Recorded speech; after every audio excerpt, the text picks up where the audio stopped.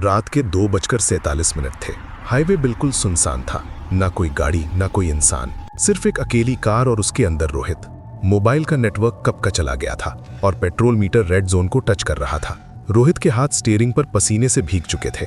उसे लग रहा था कि अगर इस सुनसान रोड पर कार बंद हो गई तो शायद सुबह भी ना देख पाए।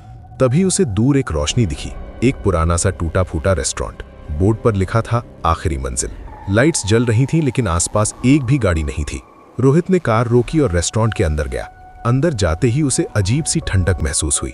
एसी बंद था, फिर भी हवा बर्फ जैसी लग रही थी। काउंटर के पीछे एक बुढ़ा आदमी खड़ा था। उसकी आंखें काली थीं और वो बिना पल के झपकाए रोहित को देख रहा था। रोहित ने घबराते हुए पूछा कि क्या यहाँ खाना मिलेगा। बुढ़े ने हल्की सी मुस्कान के साथ कहा कि यहाँ जो आता है उसे वही मिलता है जो उसकी जिंदगी में अधूरा रह गया हो। रोहित को ये बात अजीब लगी। उसने मेन्यू उठाया।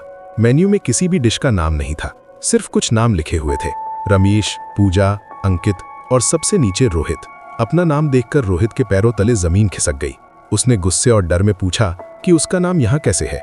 बुढ़े ने शांत आवाज में कहा कि आपका खाना तैयार हो रहा है। किचन की तरफ से प्लेट घिसने की आवाज आने लगी। ये आवाज चलने की नहीं बल्कि जमीन पर घिसने की लग रही थी। रोहित वहां से उठकर भागना चाहता था लेकिन उसके पैर जैसे जम गए थे। वो टेबल के नीचे देखता है और वहां उसे किसी के पैर नहीं दिखते, सिर्फ जमीन पर घिसने के निशान होते हैं। तभी किचन से एक औरत बाहर आती है। उसका चेहरा जला हुआ होता है और आंखों से खून टपक रहा होता है। वो रोहित के सामने प्लेट रखती है। प्लेट के अंदर एक तस्वीर होती है।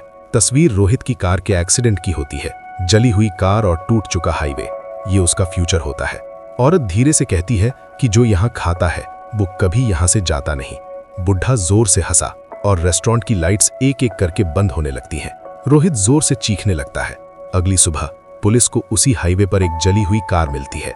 कार के अंदर सिर्फ एक ही बॉडी होती है। उस जगह पर कोई रेस्टोरेंट नहीं होता, जैसे वो कभी था ही नहीं। लेकिन उस रात आखिरी मंजिल के मेन्यू में एक नया नाम जुड़ चुका होता है।